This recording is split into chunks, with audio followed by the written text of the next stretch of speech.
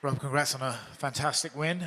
You said you wanted to go into this fight and be the hunter, right? So that being said, you did just that. Was this how you thought it was going to go? You know, you hope for the best, prepare for the worst, right? I was preparing for an absolute 25-minute slugfest. I was preparing for a war, you know, a dogfight.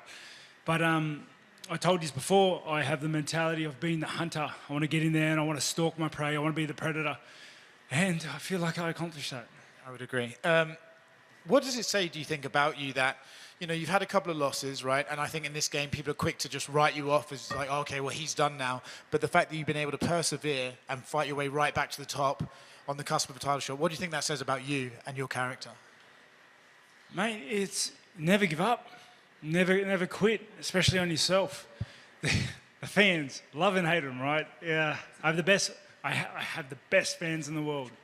But I've seen some fans, the fans for others, and sometimes they can really just turn a cold shoulder to you real quick if you have a bad day or bad night in the office. But that's just the nature of the sport, I guess.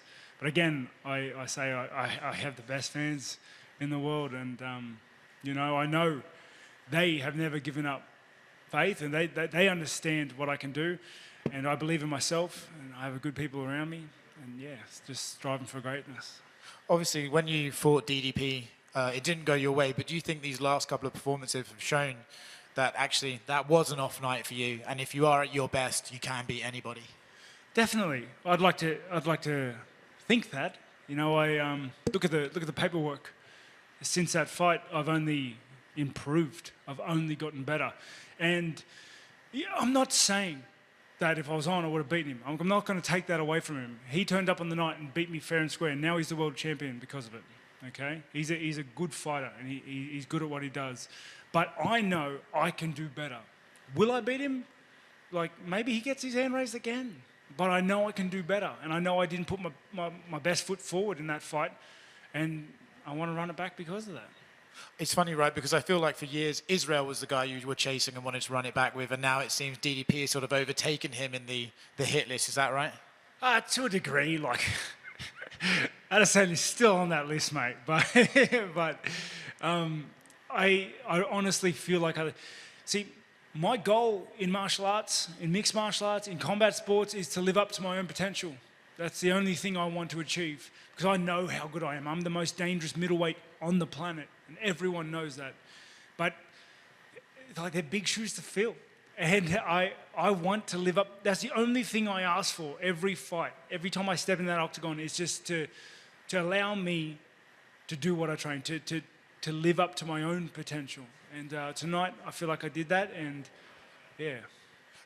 They've obviously asked you about being a backup. Dana was here and said he would love you to be a backup if you were open to it. Is that the only way that you'd fight on that Perth card? Or if they came with a good opponent, do you see yourself maybe fighting just because it's on home soil? You know, it's on home soil. I plan to be there one way or another, okay? But I do need to go back to talk to my team. Yeah, I need to talk to my team about it. We've got to work on the other guys that are preparing. Like, I took this fight short notice and kind of pushed a lot of things around. So I want to go back and talk to my team. Perth is just, it's in my home turf, you know. But yeah, let me talk to my team. Last one for me. Hamzat says that you and his business is not finished. I'm sure he would love to see this fight rebooked. Is that something you'd be okay with, or are you sort of thinking, well, you did have your shot and you didn't make it? Don't jump me as soon as I finish a fight. I don't know why people do that. I think I say that, but I probably did it once or twice as well. Like, let me have this for a little bit, all right? We can settle the score another day. Congrats, mate. Hello, Aisha Fate from Arab News. First of all, congratulations on the win. You were set to fight Hamza first, but he withdrew last minute. How did you stay focused and adaptable with the unexpected change in opponents?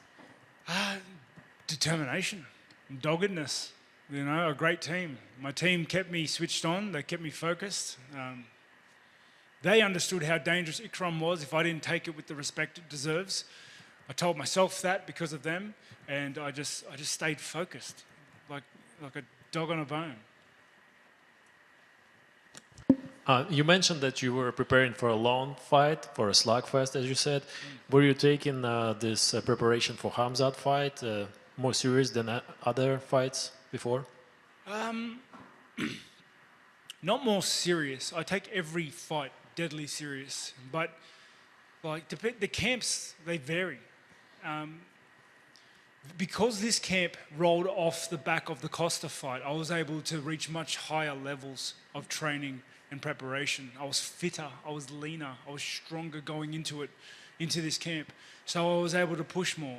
Everyone in the gym knows if I go to a session, you're getting 100% out of me. And if the foundations are greater, then 100% is a bigger number when I'm in better shape.